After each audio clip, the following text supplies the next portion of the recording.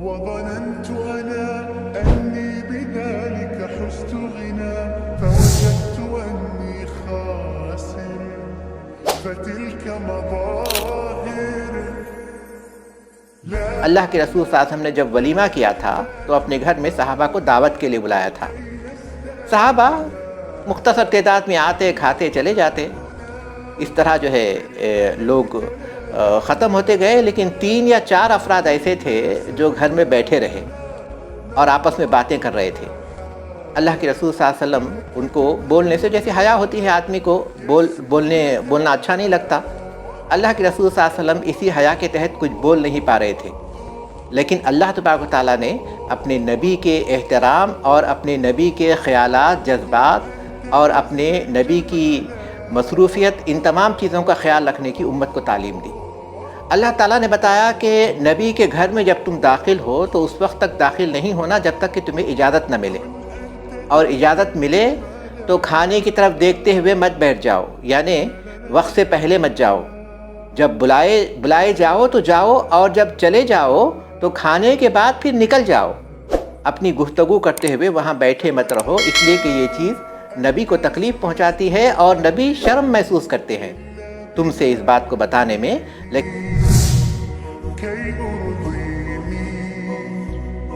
السلام علیکم ورحمۃ اللہ وبرکاتہ. الحمدللہ رب العالمین والصلاة والسلام علی النبی رحمۃ للعالمین وعلی آلہ وصحبہ اجمعین ومن تبعہم بإحسان الی یوم الدین. معزز طلباء اور محترم طالبات، آج سورۃ الاحزاب کی جن آیات کا درس ہمارے پیش نظر ہے وہ ہیں آیت نمبر 56 سے 59 تک. اور آپ نے غور کیا ہوگا کہ کل ہم نے آیت نمبر 48 تک کی تفسیر کی تھی، 48 آیت نمبر تک تفسیر کی تھی. آیت نمبر 49 سے 55 تک وہ آیتیں ہیں جو ہماری تفسیر میں شامل نہیں ہیں. اس کے اسباب کل بتا چکے ہیں. اس مختصر دورے میں جو چیزیں ہمارے آج کے حالات کے لیے بہت زیادہ ضروری ہیں ان کو ہم نے منتخب کیا، منتخب آیات. تفسیر تو ہم منتخب آیات ہی کی کریں گے، لیکن ہمارے طلباء و طالبات کے ذہن میں یہ بات پیدا نہ ہو کہ کوئی چیز ہے جو ان سے چھوٹ گئی ہے، اس لیے ہم مختصر طور پر جو آیات کی تفسیر شامل نہیں ہیں ان کے مسائل کا ذکر کرتے ہوئے آگے بڑھیں گے. جو آیات 49 سے 55 تک یہ جو آیتیں ہیں جو ہماری تفسیر کا حصہ نہیں ہیں، لیکن اس میں اللہ تعالیٰ نے کیا پیغام دیا ہے، کیا ہدایات دی ہیں، ان پر ہم غور کرتے ہوئے آگے بڑھیں گے تاکہ سورۃ الاحزاب کا ایک خاکہ پوری طرح آپ کے ذہن میں رہے. آیت نمبر 49 میں اللہ تبارک و تعالیٰ نے ایمان والوں کو خطاب کرتے ہوئے کہا کہ اگر وہ اپنی بیویوں کو طلاق دیتے ہیں ان سے تعلق قائم کرنے سے پہلے، نکاح ہو گیا لیکن ابھی تعلق قائم نہیں ہوا، اس سے پہلے بیوی کو طلاق دے دی گئی، تو اللہ تبارک و تعالیٰ نے بتایا کہ ایسی صورت میں عورت پر کوئی عدت نہیں ہوگی، وہ فوری طور پر چاہے تو دوسرا نکاح کر سکتی ہے. اور سورہ بقرہ کی آیت سے معلوم ہوتا ہے کہ اس صورت میں اگر مہر مقرر ہو چکا تھا تو آدھے مہر کی وہ حقدار ہوگی، اور اگر مہر مقرر نہیں ہوا تھا تو اس کو کچھ نہ کچھ بطور تحفہ، اس کی دلداری کے طور پر کچھ نہ کچھ ساز و سامان اس کو دینا ہوگا. یہ وہ بات ہے جو اللہ تبارک و تعالیٰ نے یہاں بیان کی کہ وہ طلاق جو کہ تعلق قائم کرنے سے پہلے ہو جاتی ہے لیکن نکاح کے بعد ہوتی ہے. اس کے بعد آیت نمبر 50 میں اللہ کے رسول صلی اللہ علیہ وسلم کو اللہ تعالیٰ نے جو نکاح کے سلسلے میں امت کے مقابلے میں جو خصوصیات دی ہیں ان کا تذکرہ کیا ہے. اللہ تعالیٰ نے بہت سی مصلحتوں کے تحت آپ کے لیے یہ بات حلال کی تھی کہ آپ 4 سے زیادہ نکاح کر سکتے ہیں، لیکن امت کے لیے یہ بات حلال نہیں ہے. امت کے لیے زیادہ سے زیادہ جو حد ہے ایک وقت میں 4 کی ہے. اللہ کے رسول صلی اللہ علیہ وسلم نے اس رخصت کے تحت پورے 11 نکاح کیے تھے، جن میں 2 کا آپ کی زندگی میں انتقال ہو گیا تھا، ایک حضرت خدیجہ بنت خویلد اور دوسرے زینب بنت خزیمہ۔ اللہ کے رسول صلی اللہ علیہ وسلم کی وفات کے وقت پر 9 ازواج مطہرات آپ کی زوجیت میں موجود تھیں۔ اللہ تبارک و تعالیٰ نے آپ کو خطاب کرتے ہوئے کہا کہ وہ عورتیں جن کی آپ مہر دے دیتے ہیں وہ آپ کے لیے حلال ہیں، اور اس کے بعد اللہ تبارک و تعالیٰ نے یہ بھی کہا کہ اگر کوئی عورت اپنے آپ کو آپ کے لیے ہبہ کرتی ہے، کہتی ہے کہ میں اپنے آپ کو آپ کے لیے ہبہ کرتی ہوں، تو یہ چیز آپ کے لیے حلال ہے۔ اللہ تعالیٰ نے یہاں کہا خالصۃ لک من دون المؤمنین۔ اس سے بات معلوم ہوتی ہے کہ اللہ تعالیٰ اگر کوئی بات اپنے نبی کے لیے خاص کرنا چاہتے ہیں تو اس کی وضاحت کر دیتے ہیں، یا کسی دوسرے ذریعے سے اس کی وضاحت ہو جاتی ہے۔ لیکن اگر یہ وضاحت نہیں ہوتی تو اس کا مطلب یہ کہ وہ شریعت تمام امت کے لیے ہوتی ہے۔ اپنے آپ کو ہبہ کرنے کا مطلب یہ ہے کہ بغیر مہر کے اللہ کے رسول صلی اللہ علیہ وسلم اس کو اپنے زوجیت میں لے سکتے ہیں، لیکن یہ چیز امت کے لیے حلال نہیں ہے۔ اللہ تبارک و تعالیٰ نے اس کے بعد کی جو آیت ہے 51 میں اس بات کا ذکر کیا کہ ازواج مطہرات کے سلسلے میں آپ کو اختیار ہے کہ اپنی باری میں جس کو چاہے اپنی باری دے سکتے ہیں، جس کی چاہے باری آپ لے سکتے ہیں۔ اللہ تبارک و تعالیٰ نے آپ کے لیے خصوصی طور پر یہ اختیار دیا تھا، لیکن اللہ کے رسول صلی اللہ علیہ وسلم نے ہمیشہ انصاف سے کام لیا۔ باری کے سلسلے میں اللہ تعالیٰ کی رخصت کے باوجود بھی آپ نے اپنی بیویوں کے بارے میں انصاف سے کام لیا، سوائے اس کے کہ سودا رضی اللہ تعالیٰ عنہ نے اپنی باری حضرت عائشہ رضی اللہ تعالیٰ عنہ کے حوالے کر دی تھی۔ اس طرح اللہ تبارک و تعالیٰ نے بتایا کہ اگر آپ ایسے کر بھی لیتے ہیں تو ازواج مطہرات کو کچھ برا نہیں لگے گا، کیونکہ وہ ہمیشہ راضی رہیں گی، کیونکہ اللہ تعالیٰ جانتا ہے کہ ان کے دلوں میں کیا ہے۔ آیت نمبر 52 کا تعلق آیت تخیر سے ہے۔ اللہ تبارک و تعالیٰ نے اس سے پہلے ہم اس آیت کا آیت تخیر کا مطالعہ کر چکے ہیں کہ ازواج مطہرات نے جب دنیا کی کشادگی، دنیا کی وسعت اور دنیا کے اسباب کی زیادتی کا مطالبہ کیا تو رسول اللہ صلی اللہ علیہ وسلم ناراض ہو گئے اور آپ نے 1 مہینے تک ان سے دور رہنے کی قسم کھا لی، جس کو ایلا کہتے ہیں۔ 1 مہینے کے بعد رسول اللہ صلی اللہ علیہ وسلم نے ان کو اختیار دیا کہ وہ چاہے تو اللہ کو، اس کے رسول کو اور آخرت کو منتخب کریں، یا پھر دنیا کی زیب و زینت کو منتخب کریں۔ تو سب نے اللہ کے رسول صلی اللہ علیہ وسلم، اللہ تعالیٰ، اللہ کے رسول صلی اللہ علیہ وسلم اور آخرت ہی کو پسند فرمایا۔ یہاں اب اللہ تبارک و تعالیٰ نے ان کو اس کا صلہ دیتے ہوئے، ازواج مطہرات کے اس اچھے عمل کا صلہ دیتے ہوئے رسول اللہ صلی اللہ علیہ وسلم سے یہاں خطاب کیا گیا کہ ان کے بعد اب کسی اور سے نکاح کرنا آپ کے لیے حلال نہیں ہے۔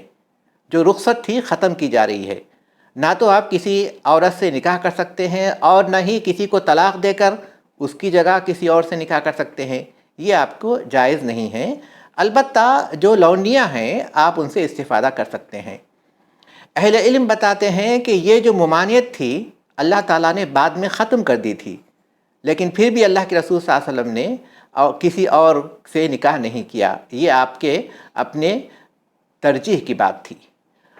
اس کے بعد اللہ تبارک و تعالیٰ نے دعوت کے کھانے پینے کے کچھ آداب بتائے آیت نمبر 53 میں۔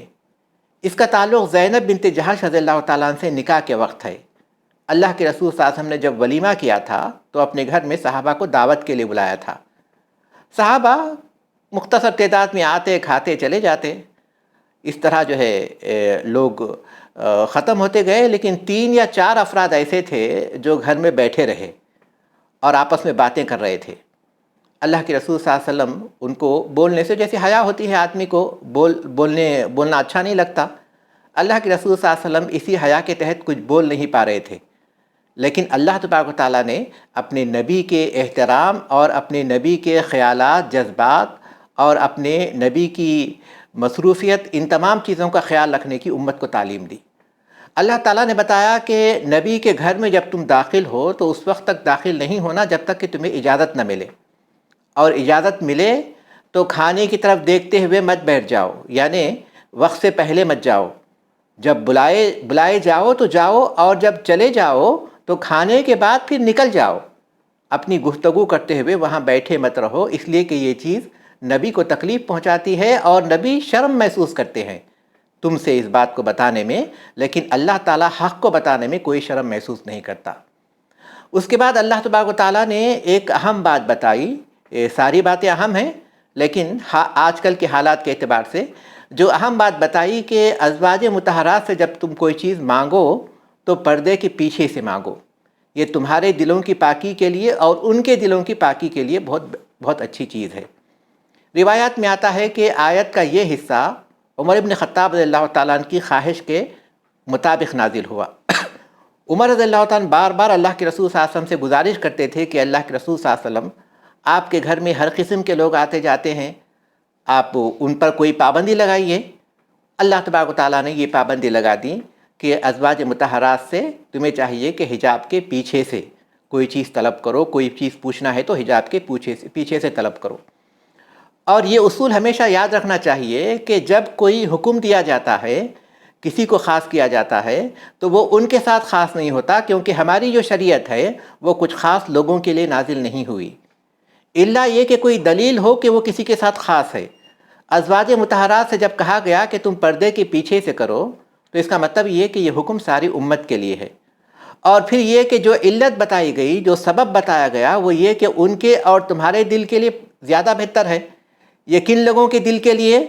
جن کے دل ہمارے دلوں کے مقابلے میں ہزاروں گنا پاکیزہ تھے۔ جب یہ چیز ان کے دلوں کے لیے بھی فتنہ کا سبب بن سکتی تھی اور دلوں کی پاکی کے لیے اللہ تبارک و تعالیٰ نے پردے کے پیچھے سے مانگنے کا حکم دیا، تو ظاہر ہے کہ یہ حکم عام ہے، سب کے لیے ہے۔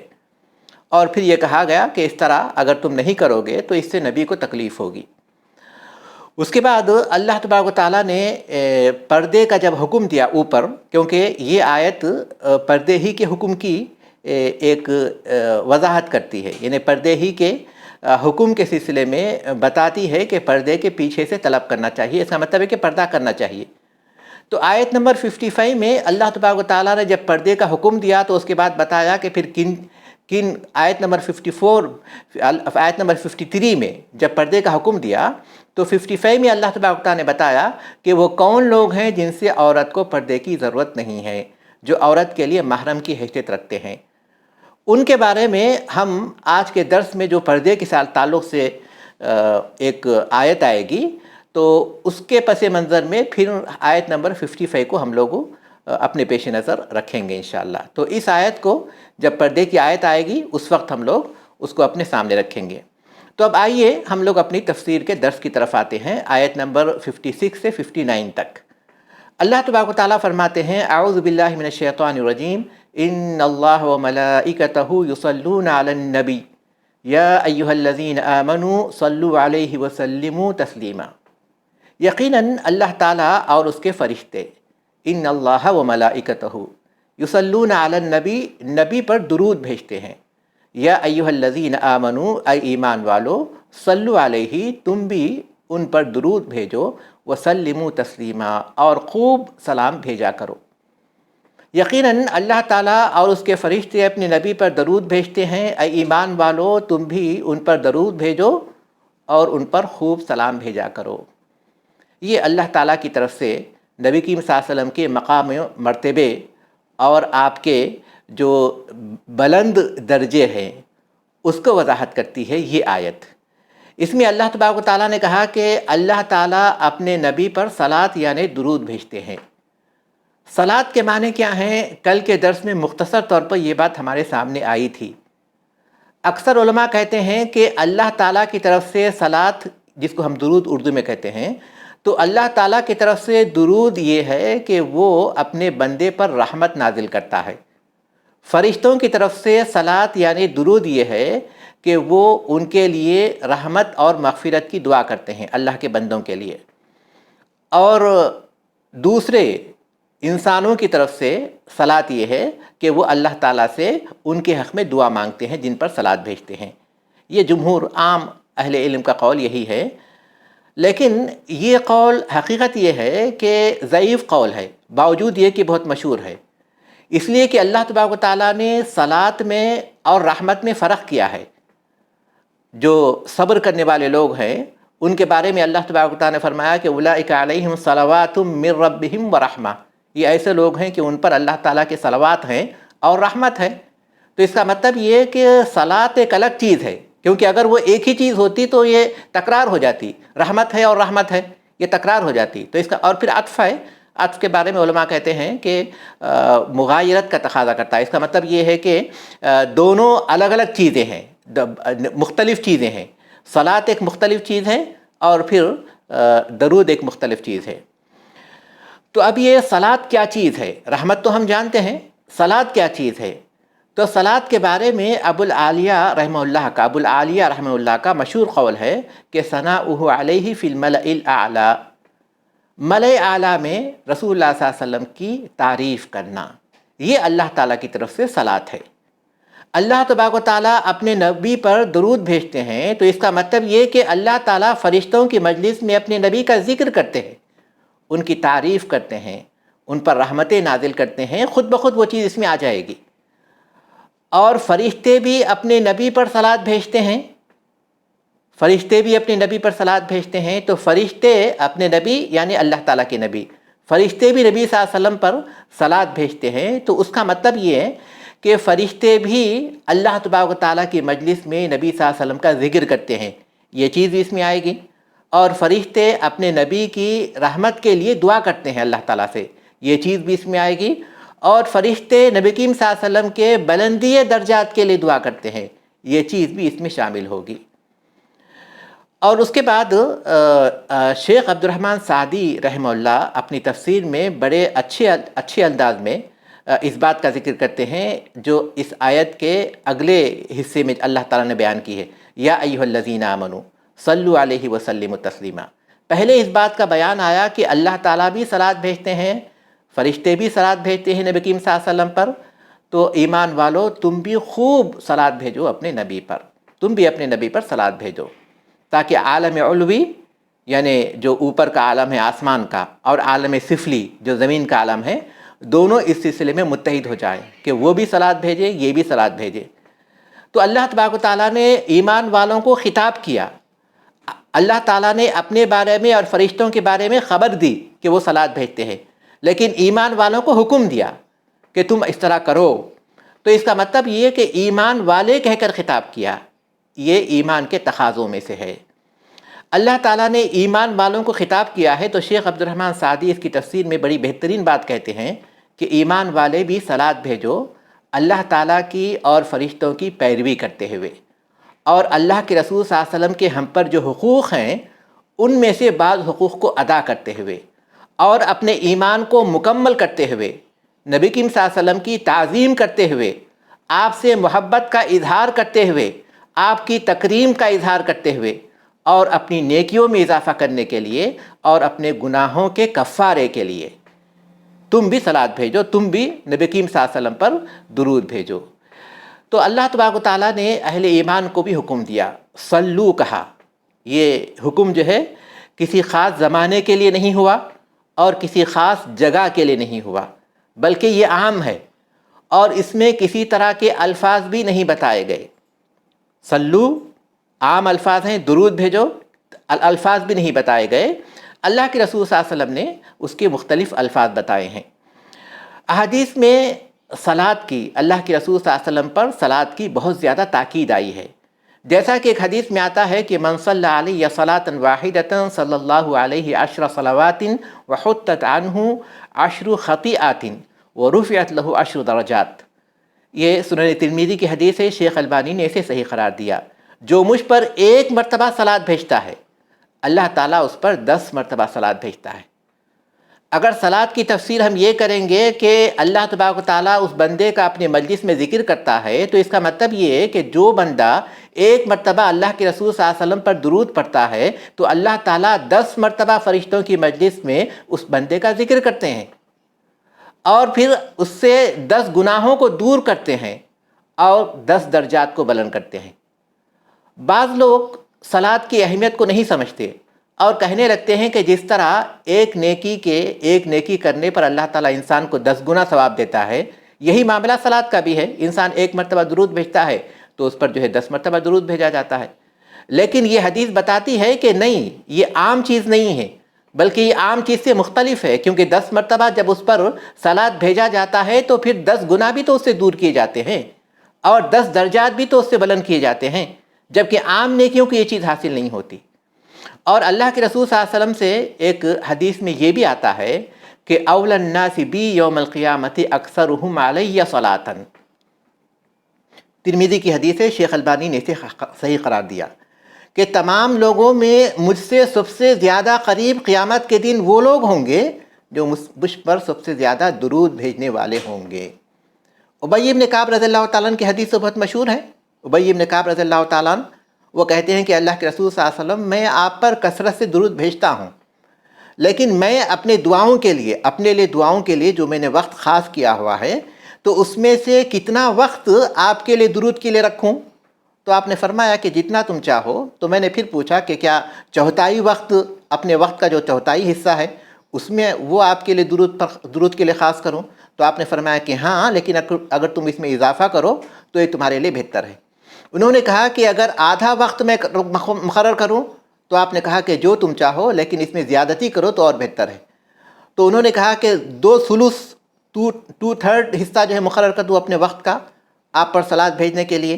تو آپ نے کہا کہ جتنا تم چاہو، لیکن تم اس میں اضافہ کرو تو یہ تمہارے لیے بہتر ہے۔ تو اس کے بعد وہ کہتے ہیں کہ میں نے کہا کہ اللہ کے رسول صلی اللہ علیہ وسلم، میں اپنا جو وقت خاص کیا ہوں اپنے دعاؤں کے لیے، سارا کا سارا میں آپ پر صلوات بھیجنے کے لیے رکھ دوں؟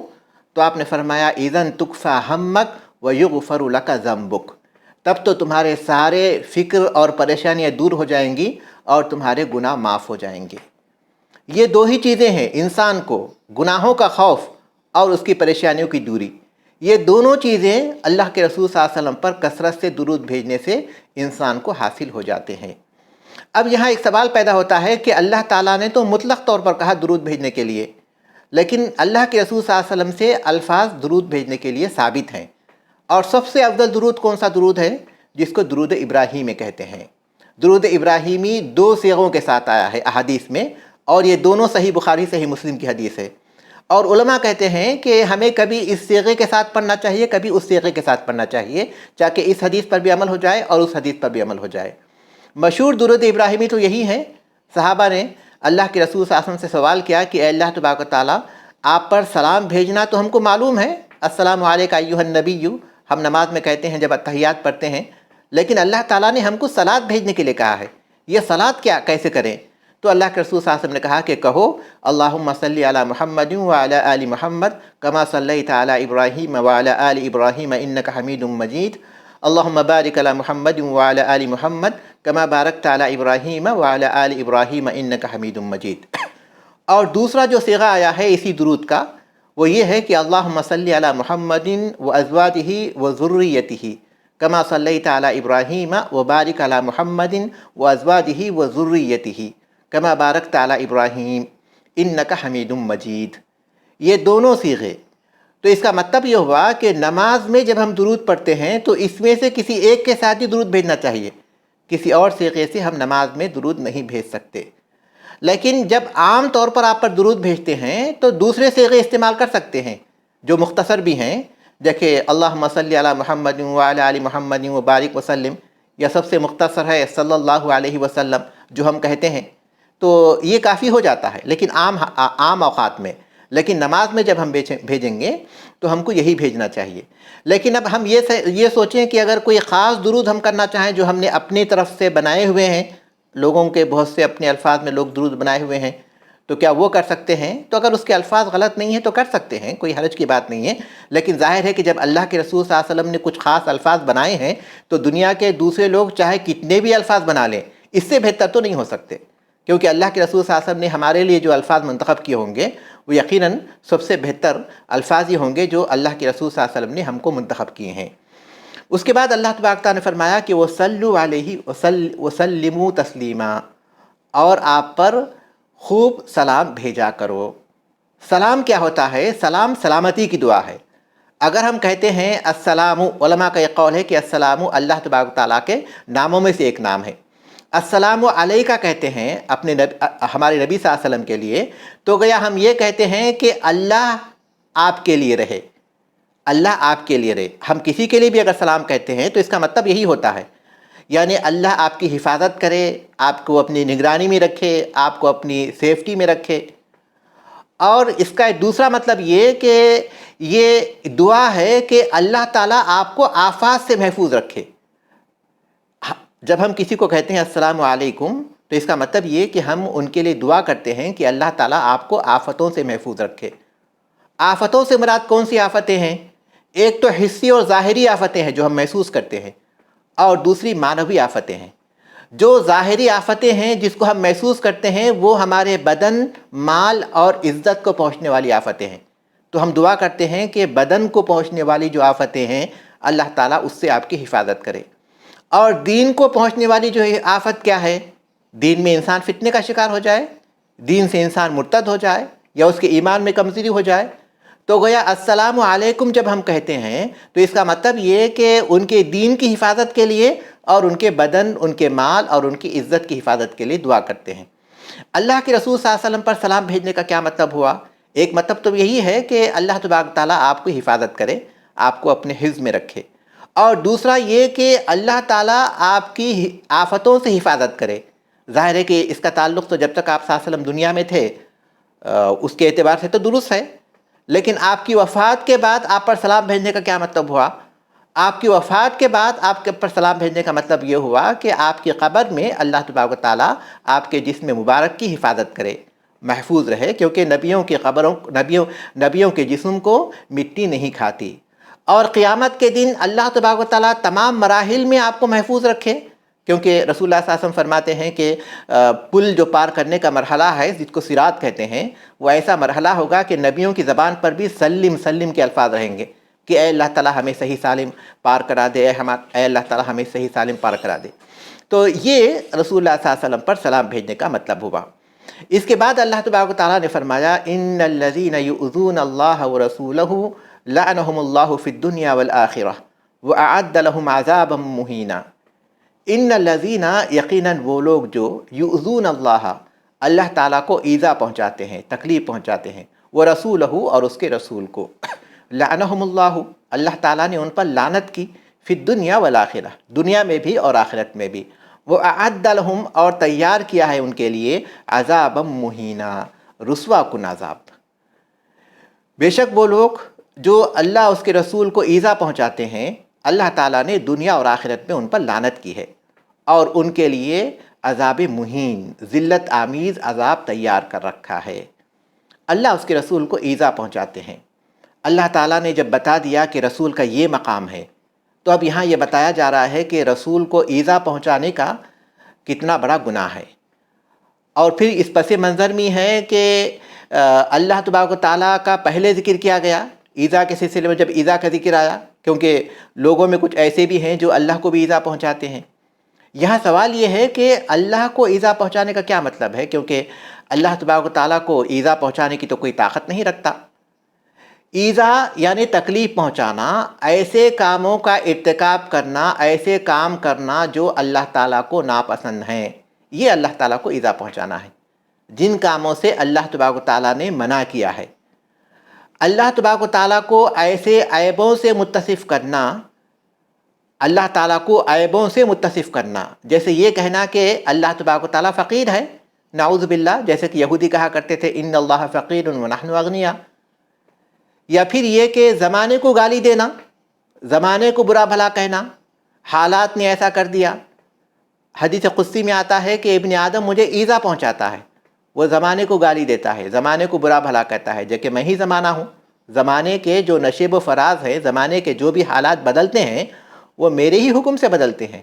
تو زمانہ خود تو کچھ نہیں کر سکتا، وہ تو اللہ کے حکم سے ہی بدلتا ہے۔ تو کوئی زمانے کو گالی دیتا ہے، کس کو دیتا ہے؟ اللہ تعالیٰ کو گالی دیتا ہے، یہ اللہ تعالیٰ کو ایذا پہنچانا ہے۔ اسی طرح یہودی یہ کہا کرتے تھے کہ اللہ تبارک و تعالیٰ نے 6 دنوں میں کائنات کو پیدا کیا، 7ویں دن آرام کیا، جبکہ اللہ تبارک و تعالیٰ ان سب چیزوں سے پاک ہے۔ تو یہ اللہ تعالیٰ کو ایذا پہنچانا ہے۔ اسی طرح اللہ تبارک و تعالیٰ کو ایسے صفات سے متصف کرنا جس سے پاک ہے، جیسے کہ اللہ کے لیے اولاد قرار دینا۔ یہودی کہتے ہیں کہ عزیر علیہ السلام اللہ کے بیٹے ہیں، نصارہ کہتے ہیں کہ عیسیٰ علیہ السلام اللہ کے بیٹے ہیں، اور مشرکین عرب فرشتوں کو اللہ کے بیٹیاں کہا کرتے تھے۔ تو یہ مفہوم ہے اللہ تبارک و تعالیٰ کو ایذا پہنچانے کا۔ رسول اللہ صلی اللہ علیہ وسلم کو ایذا پہنچانے کا کیا مطلب ہے؟ رسول اللہ صلی اللہ علیہ وسلم کو ایذا پہنچانے کا مطلب ہے کہ اپنے قول سے یا اپنے فعل سے آپ کو تکلیف پہنچانا، اپنے قول سے ہو یا اپنے فعل سے ہو۔ جیسے آیتوں کے پس منظر میں اگر ہم دیکھیں تو یہ کہنا کہ آپ نے اپنے بہو سے نکاح کر لیا، یا پھر ازواج مطہرات کے بعد بغیر اللہ تعالیٰ کے حکام آنے کے بعد بغیر پردے کے ازواج مطہرات کے پاس پہنچ جانا، یا پھر یہ کہ آپ جب دعوت دیں تو آپ کے گھر میں بیٹھ کر باتیں کرتے بیٹھ جانا، اللہ کے رسول صلی اللہ علیہ وسلم کو تکلیف ہوتی ہے اس سے، یا پھر آپ کو شاعر کہنا، مجنون کہنا، یا کاہن کہنا، یا ساحر کہنا، جادوگر کہنا، یا پھر یہ کہ اپنے فعل سے آپ کو ایذا پہنچانا، جیسے کہ مکے میں صحیح روایات میں آتا ہے کہ آپ صلی اللہ علیہ وسلم ایک مرتبہ نماز پڑھ رہے تھے تو ایک بدبخت نے آپ کے پیٹھ پر، جب آپ سجدے میں تھے تو آپ کے پیٹھ پر اونٹ کے پیٹ کی اوجھڑی، اس کے پیٹ کی گندگی آپ صلی اللہ علیہ وسلم کے پیٹھ پر ڈال دی تھی۔ تو یہ آپ صلی اللہ علیہ وسلم کو ایذا پہنچانا ہے، تو اس سے اللہ تبارک تعالیٰ نے منع کیا۔ اور اسی طرح آپ پر ایمان نہ لانا اور آپ کی تصدیق نہ کرنا کہ آپ سچے ہیں، اس بات کا انکار کرنا، یہ بھی آپ کو ایذا پہنچانا ہے۔ تو اللہ تبارک و تعالیٰ نے فرمایا کہ جو اللہ کو اور اس کے رسول کو ایذا پہنچاتے ہیں، دونوں کا ایک ساتھ ذکر کیا۔ رسول کو ایذا پہنچانے میں یہ کارٹون بھی آتے ہیں جو وقتاً فوقتاً مسلمانوں کو ستانے کے لیے یا مسلمانوں کو بھڑکانے کے لیے جگہ جگہ شائع کیے جاتے ہیں۔ آپ کی شان میں جو گستاخی ہوتی ہے وہ بھی رسول اللہ صلی اللہ علیہ وسلم کو ایذا پہنچانے کے مفہوم میں آتے ہیں۔ اس کی سزا کیا ہے کہ اللہ تعالیٰ کی ان پر لعنت ہے دنیا میں۔ لعنت کا مطلب یہ ہے کہ الطرد من رحمت اللہ، اللہ کی رحمت سے دوری۔ جو لوگ اس طرح کے کاموں کا ارتکاب کرتے ہیں وہ اللہ کی رحمت سے دور ہو جاتے ہیں۔ یہی وجہ ہے کہ ہم دیکھ رہے ہیں کہ کس طرح کے فتنہ اور فساد سے وہ دوچار ہوتے ہیں، دنیا کے معاملے میں بھی اور ہر طرح کے دوسرے معاملات میں بھی، اور آخرت میں بھی ان پر اللہ کی رحمت سے دوری ہی ہوگی۔ دنیا میں اللہ کی پھٹکار ہے تو آخرت میں بھی پھٹکار ہوگی، اور اللہ تعالیٰ نے ان کے لیے دردناک عذاب، ذلت آمیز عذاب تیار کر رکھا ہے۔ یہ جو عذاب ہے آخرت کا یہ تو یقینی ہے، اور دنیا کا عذاب یہی کیا کم ہے کہ اللہ تبارک و تعالیٰ انہیں اپنی ہدایت سے محروم کر دے، اور پھر ان کو یہ بھی نہ معلوم ہو کہ طہارت کیسے کرنا چاہیے۔ وہ ایسی زندگی گزارے ہیں کہ نہ تو ان کو طہارت معلوم ہے اور نہ ہی ان کو پاکی صفائی اور نہ ہی ان کو پاکیزہ اخلاق معلوم ہے۔ یہ جو زندگی ہے حقیقت میں اللہ تبارک و تعالیٰ کی لعنت کی ایک بدترین شکل ہے۔ تو یہ لعنت ہے اللہ تبارک و تعالیٰ کی جو اس طرح کے کام کرتے ہیں۔ اس کے بعد اللہ تبارک و تعالیٰ نے فرمایا کہ والذین یؤذون المؤمنین والمؤمنات بغیر ما اکتسبوا فقد احتملوا بہتانا واثما مبینا۔ والذین، اور وہ لوگ جو یؤذون المؤمنین والمؤمنات، مومن مردوں اور مومن عورتوں کو ایذا پہنچاتے ہیں، بغیر ما اکتسبوا، بغیر کسی کمائی کے، یعنی بغیر کسی جرم کے، بغیر کسی غلطی کے جو انہوں نے کیا ہو، فقد احتملوا بہتانا، تو انہوں نے بوجھ اٹھا لیا ہے بہتان کا، وہ اسم مبینہ، اور بڑے گناہ کا۔ تو جو لوگ مومن مردوں اور مومن عورتوں کو بغیر کسی گناہ کے جو انہوں نے کیا ہو ان کو ایذا پہنچاتے ہیں تو انہوں نے بڑا بہتان باندھا اور انہوں نے واضح گناہ کا ارتکاب کیا۔ یہاں آپ غور کیجئے کہ مومنوں کو ایذا پہنچاتے ہیں، اس کے ساتھ اللہ تعالیٰ نے بغیر ما اکتسبوا کہا، بغیر کسی جرم کے جو انہوں نے کیا ہو۔ بغیر ما اکتسبوا کے الفاظ اوپر نہیں تھے، اللہ اور اس کے رسول کے ساتھ نہیں تھے، کیونکہ یہ ناممکن ہے کہ اللہ اور اس کے رسول کوئی ایسا کام کرے جس کی وجہ سے ان کو ایذا پہنچانا جائز ہو سکتا ہو۔ مومنوں سے ہو سکتا ہے، مومن کوئی ایسا کام کر سکتے ہیں جس کی وجہ سے ان کو ایذا پہنچانا درست ہو سکتا ہے۔ تو اسی لیے بغیر ما اکتسبوا کی یہاں قید لگائی گئی، کیونکہ اگر کسی جرم کے بدلے میں ان کو ایذا پہنچائی جاتی ہے، جیسے کہ کسی نے چوری کی تو اس کی وجہ سے حد ان پر جاری کی گئی، ان کے ہاتھ کاٹا گیا، یا پھر یہ کہ کسی نے شراب پیا تو ان پر کوڑے برسائے گئے، یا کسی نے کسی مسلمان پاکیزہ عورت پر تہمت لگائی تو ان پر 80 کوڑے برسائے گئے۔ تو یہ جو ان کے ساتھ ہو رہا ہے، یا پھر کسی نے گالی دی تو بدلے میں اس کو کسی دوسرے نے گالی دی، تو یہ دوسرے شخص نے جو گالی دی اس کا وہ مستحق تھا، کیونکہ برائی کا بدلہ اسی کے مطابق برائی ہے۔ تو یہ اس کا مطلب یہ ہوا کہ مومنوں سے کوئی ایسی بات ہو سکتی ہے، ایسا جرم یا ایسا گناہ سرزد ہو سکتا ہے جس کے بدلے میں وہ ایذا کے مستحق ہو سکتے ہیں، تو اس صورت میں یہ منع نہیں ہے۔ لیکن اگر کوئی ایسی چیز ان سے نہیں ہوئی ہے اور اس کے بعد ان کو ایذا پہنچاتے ہیں۔ مومنوں کے ایذا پہنچانے میں بہت سی باتیں شامل ہیں جس کو ہم حصر نہیں کر سکتے، گنا نہیں سکتے۔ گالی گلوچ کرنا، مارنا بغیر کسی حق کے، ان پر کوئی تہمت لگانا، بہتان باندھنا، اور جتنی بھی چیزیں ہو سکتی ہیں، پڑوسی کو تکلیف پہنچانا، یہ سب چیزیں ہیں۔ اس کی کئی قسمیں ہو سکتی ہیں۔ سباب المسلم فسوق وقتالہ کفر کہا گیا، مومن کو گالی دینا فسق ہے اور اس کو قتل کرنا یہ کفر ہے۔ کفر مطلب کفر دون الکفر، ایک کفر ہے کفر اکبر جس کی وجہ سے انسان اسلام سے خارج ہوتا ہے، ایک کفر ہے کفر اصغر جس کی وجہ سے انسان اسلام سے خارج تو نہیں ہوتا لیکن اس گناہ پر کفر کا اطلاق ہوتا ہے۔ یہ کفر یہاں مراد ہے اس حدیث میں۔ تو اس کے بعد اللہ تبارک تعالیٰ نے کہا کہ ایسا انہوں نے کیا تو کیا ہوا، بہتان باندھا۔ بہتان کس کو کہتے ہیں کہ اپنے بھائی کے بارے میں ایسی بات کہنا جو چیز اس میں نہیں ہے، اپنے بھائی کے اندر ایسی خرابی کا ذکر کرنا جو خرابی اس کے اندر نہیں ہے۔ جیسا کہ حدیث میں اللہ کے رسول صلی اللہ علیہ وسلم نے اس بات کا ذکر کیا کہ اپنے بھائی کی پیٹھ پیچھے تم برائی کرو تو یہ غیبت ہے۔ تو صحابہ نے پوچھا کہ اللہ کے رسول صلی اللہ علیہ وسلم جو برائی ہم اپنے بھائی کے بارے میں بیان کرتے ہیں اگر وہ اس کے اندر موجود ہو، تو آپ نے کہا کہ اگر وہ موجود ہو تو اسی وقت تو وہ غیبت ہے اس کے پیٹھ پیچھے بیان کرنے کی صورت میں، اور اگر موجود نہیں ہے تم وہ برائی اس کے اندر بیان کر رہے ہو تو یہ بہتان ہے۔ تو بہتان ہے کہ اپنے بھائی کے اندر جو چیز موجود نہیں ہے اس سے اس کو متصف کرنا، یہ بہتان ہے۔ اسم مبینہ، یہ بڑا گناہ ہے، یہ بڑا گناہ ہے، گناہ کبیرہ میں آتا ہے۔ گناہ کبیرہ کس کو کہتے ہیں؟ ہر وہ گناہ جس پر شریعت میں کسی حد کا یا کسی حد کا ذکر کیا گیا ہو، یا جہنم کی خبر دی گئی ہو، یا لعنت کی ذکر کی گئی ہو، یہ سب گناہ کبیرہ کہلاتے ہیں۔ مومنوں کو اذیت دینا یہ بہت بڑے گناہوں میں اس کا شمول ہوتا ہے، یعنی یہ شامل ہوتا ہے۔ اس کے بعد اللہ تبارک تعالیٰ نے فرمایا کہ یا ایھا النبی قل لازواجک وبناتک ونساء المؤمنین یدنین علیہن من جلابیبہن ذلک ادنی ان یعرفن فلا یؤذین وکان اللہ غفورا رحیما۔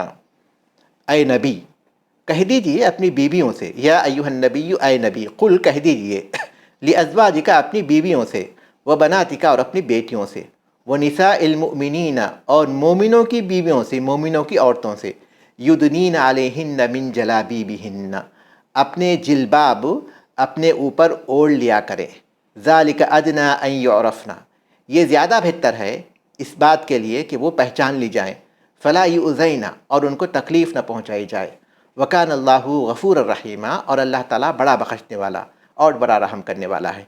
نبی کی صفت سے اللہ تبارک تعالیٰ خطاب کر رہے ہیں، اور یہاں قل کہا گیا۔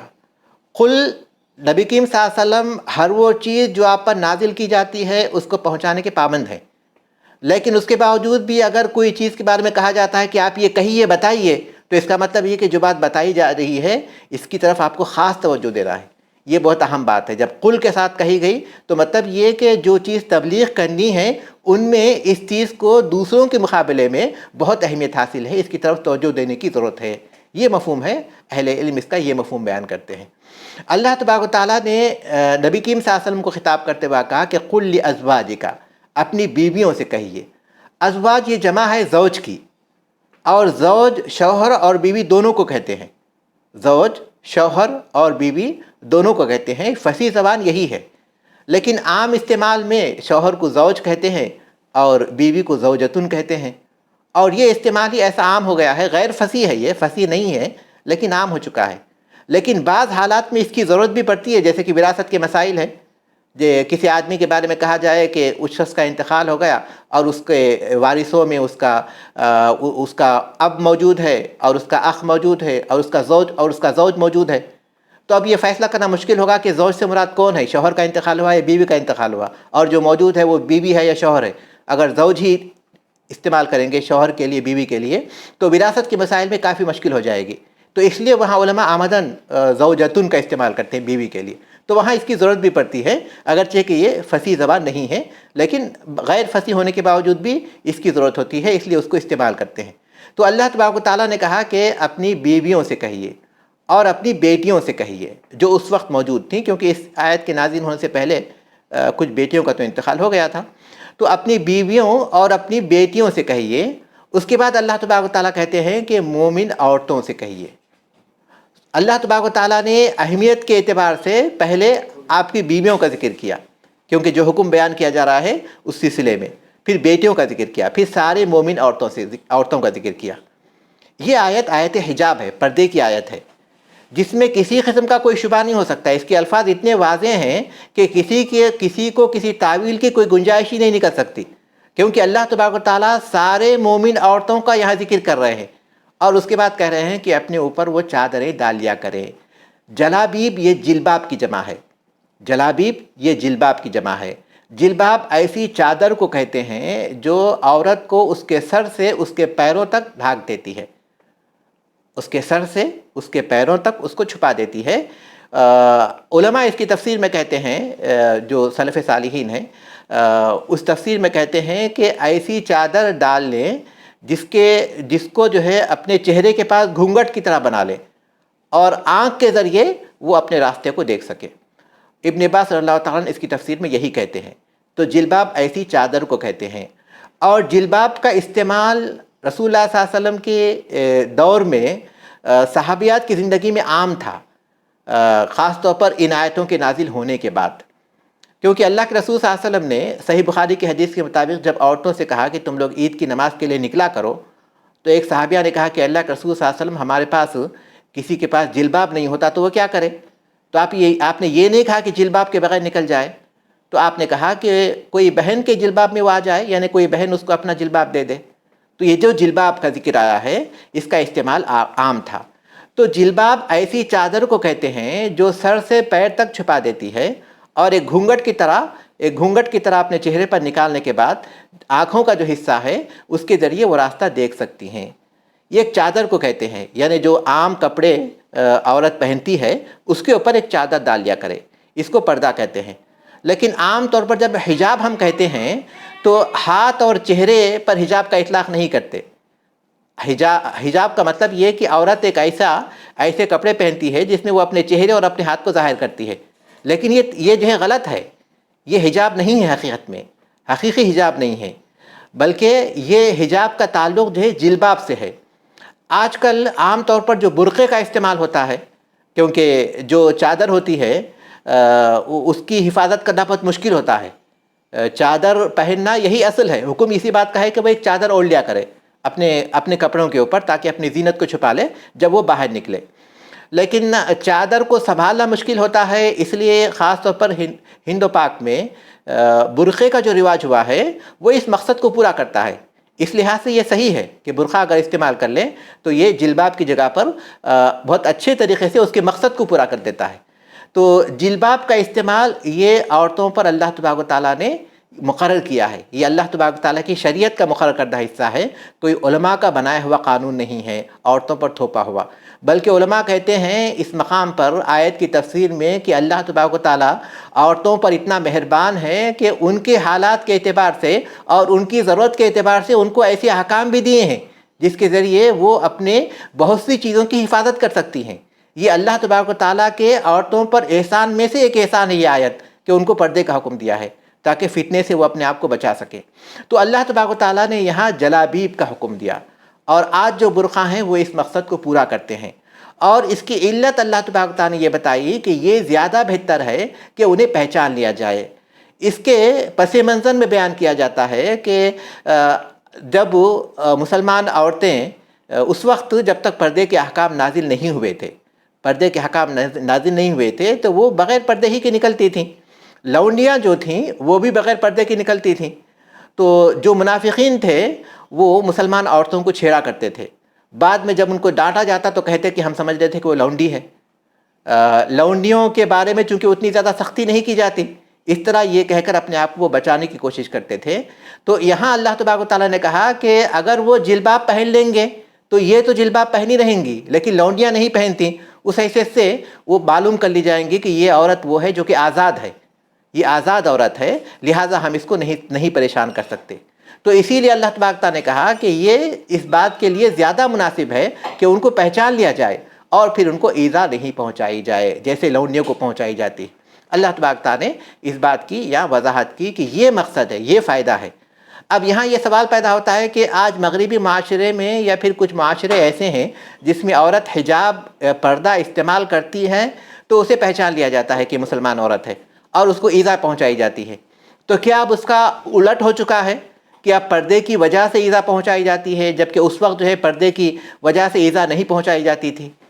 تو اس کا جواب یہ ہے کہ اس وقت جو پردے کی وجہ سے ایذا نہیں پہنچائی جاتی تھی اس کا تعلق جو ہے شہوت سے تھا، اس کا تعلق شہوت سے تھا، یعنی اس کو چھیڑ چھاڑ کی جاتی تھی۔ اگر وہ پردہ استعمال نہیں کرتی تھی تو اس وقت اسے چھیڑا جاتا تھا اور اس کو پریشان کیا جاتا تھا۔ لیکن آج جو ایذا پہنچائی جاتی ہے اس کا مقصد وہ نہیں ہے، وہ بھی جانتے ہیں کہ یہ عورت پاک باز ہے، اس کا مقصد یہ ہے کہ یہ مسلمان ہے اور وہ نہیں چاہتے کہ اپنے معاشرے میں کوئی پاک باز رہے۔ ان کو ایسا معاشرہ چاہیے جس میں کسی قسم کی کوئی پاکیزگی کی بات کرنے والا نہ ہو، تاکہ وہ پوری طرح اپنے معاشرے میں آزاد رہ سکیں۔ انہیں کوئی توجہ دینے والا بھی نہیں چاہیے پاکیزگی کی طرف، تاکہ ان کے لیے یہ سردرد نہ رہے۔ یہی وجہ ہے کہ مغربی معاشرے کو ہم دیکھتے ہیں کہ معاشرتی طور پر وہ کس قدر زیادہ ذلت کا شکار ہو چکا ہے اور کس قدر پستی کا شکار ہو چکا ہے۔ ان کے معاشرے میں جو حالات ہیں وہ اس قدر زیادہ ہیں کہ آج ان کے جو دانشمند لوگ ہیں وہ چیخنے لگے ہیں کہ معاشرے کی اس صورتحال کو بدلنا چاہیے۔ تو اس کا مطلب یہ ہوا کہ آج پردے کی وجہ سے عورت کو جو پریشان کیا جاتا ہے اس وجہ سے نہیں کہ وہ عفت والی نہیں ہوتی، یا پھر یہ کہ اس کو کسی اور وجہ سے پریشان کیا جاتا ہے، اس کے اسلام کی وجہ سے پریشان کیا جاتا ہے۔ تو یہ دونوں باتیں بالکل الگ ہیں۔ تو اللہ تبارک و تعالیٰ نے یہاں کہا کہ اگر تم جلباب استعمال کر لو گی تو تمہاری پہچان ہو جائے گی کہ تم شریف زادی ہو، یعنی آزاد عورت ہو، لونڈی نہیں ہو، تو اس لیے ان لوگوں کو چھیڑنے کا موقع بھی نہیں ملے گا۔ اور اس کے بعد اللہ تبارک تعالیٰ نے کہا کہ یہ اللہ تبارک و تعالیٰ بڑا بخشنے والا اور بڑا رحم کرنے والا ہے۔ بڑا بخشنے والا، بڑا رحم کرنے والا کا ذکر خاص طور پر کیوں کیا گیا؟ کیونکہ یہاں عام طور پر سوال پیدا ہوتا ہے کہ اگر یہ احکام ہے عورت کے لیے تو اس سے پہلے تو ہم نے نہیں کیا تھا اس طرح پردے کا اہتمام، تو کہیں ایسا نہ ہو کہ ہمارے جو سابقہ گناہ ہیں وہ ہمارے حساب میں باقی رہ جائیں، ہمارے نام اعمال میں، اور اس پر ہمیں سزا مل جائے۔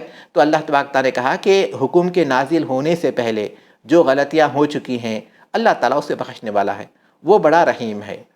اب یہ پردے کے جو احکام ہیں اس سے معلوم ہوتا ہے کہ اسلام پر یہ جو الزام لگایا جاتا ہے کہ اسلام عورتوں کو گھر میں قید کر کے رکھ دیتا ہے، اس آیت سے معلوم ہوتا ہے کہ یہ بات باطل ہے۔ کیونکہ ظاہر ہے کہ جب پردے کا حکم دیا گیا ہے تو اسی لیے دیا گیا ہے نا کہ عورت باہر نکلے گی۔ اب عورت کو یہ تو نہیں کہا جا سکتا کہ تم گھر میں پردہ کرو اس لیے تم کو یہ احکام دیے جا رہے ہیں، یہ تو ایک بالکل نادانی کی بات ہوگی۔ جب پردے کی آیت ہے تو اس کا مطلب یہ کہ وہ باہر نکل سکتی ہے۔ تو اللہ تبارک و تعالیٰ باہر نکلنے سے منع نہیں کرتا، بلکہ باہر نکلنے کے سلسلے میں کچھ آداب بتائے گئے ہیں، ان کی اللہ تبارک تعالیٰ نے تاکید کی ہے۔ اب آئیے وہ آیت ہم دیکھیں جو آیت نمبر 55 ہے کہ جب پردے کا حکم ہے تو پھر وہ کون سے لوگ ہیں جن سے عورت کو پردے کی ضرورت نہیں ہے؟ تو اللہ تبارک و تعالیٰ نے آیت نمبر 55 میں فرمایا کہ اپنے باپ سے پردہ کرنے کی ضرورت نہیں ہے۔ اپنے باپوں کہا، باپ کا مطلب یہ ہے کہ اپنے والد، پھر اپنے دادا، اوپر تک، اور اپنے بیٹوں کہا تو اپنے بیٹے، پوتے، پڑ پوتے، نیچے تک، اور اپنے بھائیوں سے، اور اپنے بھائیوں کے بیٹوں سے یعنی اپنے بھتیجوں سے پھر نیچے تک، اور پھر اپنے بہنوں، بھتیجوں سے، بھانجوں سے اور بھتیجوں سے پھر نیچے تک، اور پھر دوسری عورتوں سے، اور پھر ان سے جو تمہارے ملکیت میں ہے۔ ملکیت میں ہے تو اس کا مطلب یہ ہے کہ جو غلام ہوں گے، اپنے غلام سے عورت کو پردہ کرنے کی ضرورت نہیں ہے۔ بعض علماء یہی کہتے ہیں، لیکن بعض علماء کہتے ہیں کہ اس سے مراد یہ ہے لونڈی ہے، لونڈی سے پردے کی ضرورت نہیں ہوگی۔ یہ ایک ایسا مسئلہ ہے جس کے سلسلے میں علماء کا اختلاف پایا جاتا ہے۔ اور پھر اللہ تبارک و تعالیٰ نے تقوی کا حکم دیا ہے، تو یہ عورت کے لیے محرم کہلاتے ہیں۔ سورہ نور میں اللہ تبارک و تعالیٰ نے زیادہ تفصیل کے ساتھ اس چیز کو بیان کیا ہے، یہ عورت کے لیے محرم کہلاتے ہیں۔ یہاں چاچا کا ذکر نہیں ہے اور ماموں کا ذکر نہیں ہے، جبکہ وہ بھی محرم ہیں اور ان سے بھی پردے کی ضرورت نہیں ہے، لیکن اس لیے علماء یہ کہتے ہیں کہ چونکہ وہ والد کے حکم میں ہے اس لیے ان کا ذکر نہیں کیا، لیکن حدیث میں اس کا ذکر آ جاتا ہے۔